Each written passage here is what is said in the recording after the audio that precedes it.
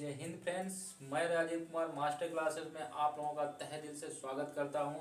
और आज हम आप लोगों को पढ़ाने जा रहे हैं टेंस का बिल्कुल लास्ट पार्ट, यानी कि पूरा आज टेंस पूरा एकदम कंप्लीट हो जाएगा। और मज़े से आप लोग अच्छे तरह से पढ़िए। यूट्यूब पे सारे के सारे अपलोड वीडियो हो जाएंगे, टेंस एकदम कंप्लीट। तो चलिए देखते हैं बिल्कुल last part, future perfect continuous tense पे आज हम लोग बात करेंगे, अर्थात उसको हम कंप्लीट बिल्कुल एकदम फिनिश करेंगे। तो देखेंगे पहचान, वाक्य के अंत में आप लोगों को शब्द ये मिलेंगे, रहेगा, रहेगी, रहूंगा, रहोगे, रहेंगे, रही होगी, रहे होंगे, अर्थात रहा हूँगा। ये शब्द अगर सेंटेंस में, वाक्य के अंत में अगर आप लोगों को मिलेंगे तो आप बिल्कुल समझ जाइएगा कि ये फ्यूचर परफेक्ट कंटिन्यूअस टेंस के सेंटेंस हैं। अब देखेंगे अफर्मेटिव सेंटेंस अर्थात सकारात्मक वाक्य। सिंस निश्चित समय, फार अनिश्चित समय, मैं पहले ही बता चुका हूँ सिंस और अनिश्चित, सिंस और फार का पहले ही मैं यूज बता चुका हूँ।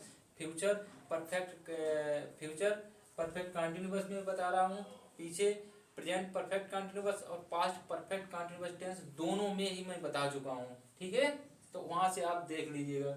देखेंगे आई और बी, अगर सब्जेक्ट के रूप में आई और बी अगर आता है तो उसके लिए आपको यूज करना है shall have been, shall have been, बिल्कुल एकदम माइंड में ये बात डाल देंगे।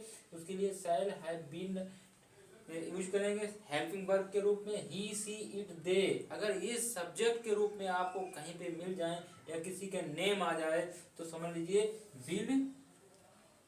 विल हैव बीन का यूज करना है। Formula subject plus will, shall, been plus verb की फर्स्ट फॉर्म में आईएनजी प्लस ऑब्जेक्ट और सिंस या फार। ठीक है, यहाँ पे कॉमन सेंस की बात ये रहेगी कि जब आपका सब्जेक्ट आई और बी हो तो उसके साथ में सब्जेक्ट और प्लस शैल और बीन का यूज करना है। अगर किसी का नाम दिया जाए या ही सी इट दे में से कोई एक सब्जेक्ट आ जाए तो उसके लिए आपको यूज करना है सब्जेक्ट विल, बीन और प्लस वर्ब की फर्स्ट फॉर्म में आईएनजी।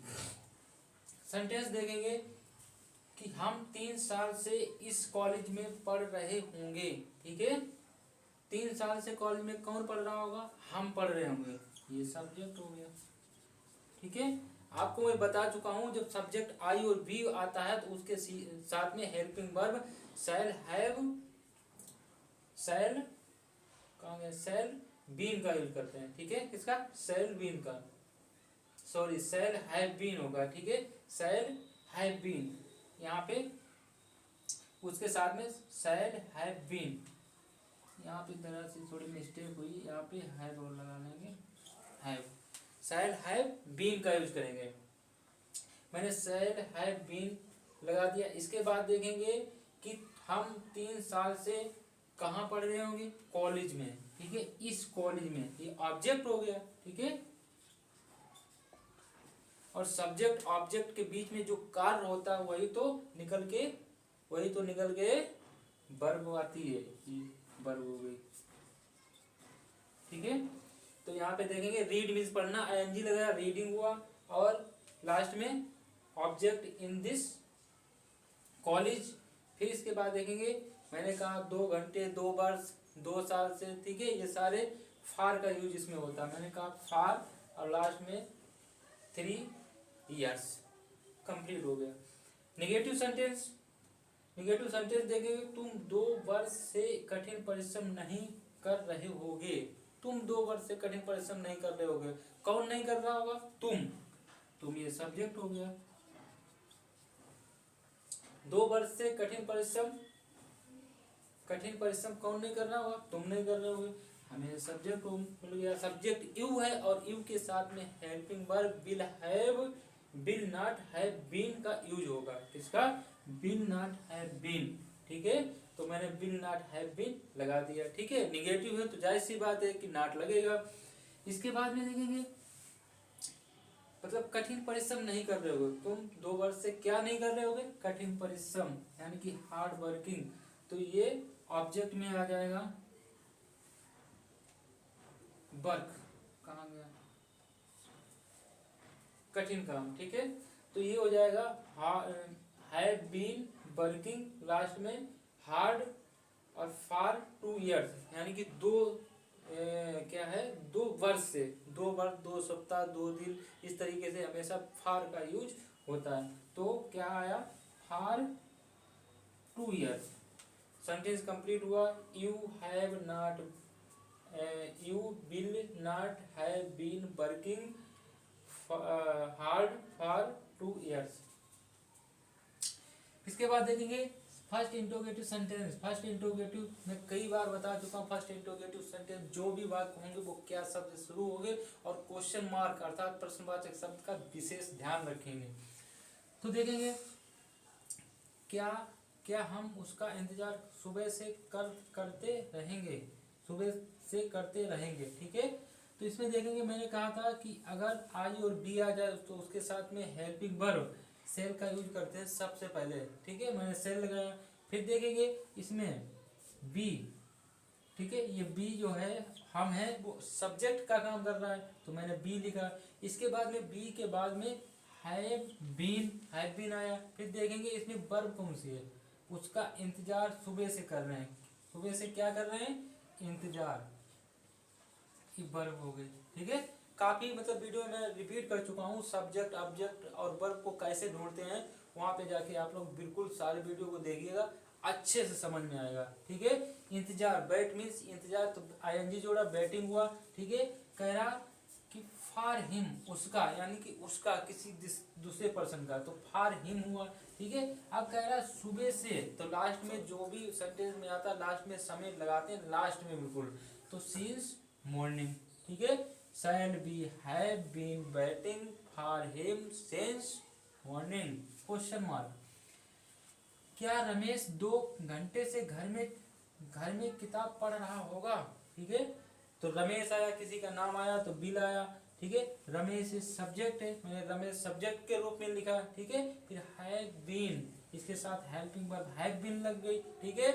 2 घंटे से घर में क्या पढ़ रहा होगा, किताब पढ़ रहा होगा। रीड मीन्स पढ़ना, आईएनजी जोड़ा, रीडिंग, कहाँ पढ़ रहा होगा, घर में पढ़ रहा होगा, इन द होम, ठीक है। फिर लास्ट में समय for 2 hours, question mark. Second interrogative sentence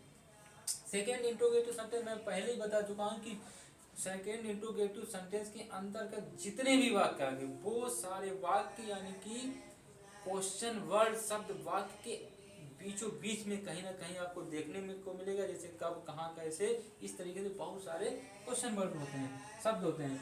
तो देखें अमिता क्यों सन 1998 से कानपुर में रह रही हो, क्या यहाँ पे कोई गड़बड़ है, रह रही होगी, ठीक है, रह रही होगी यहाँ पे होगा क्वेश्चन मार्क।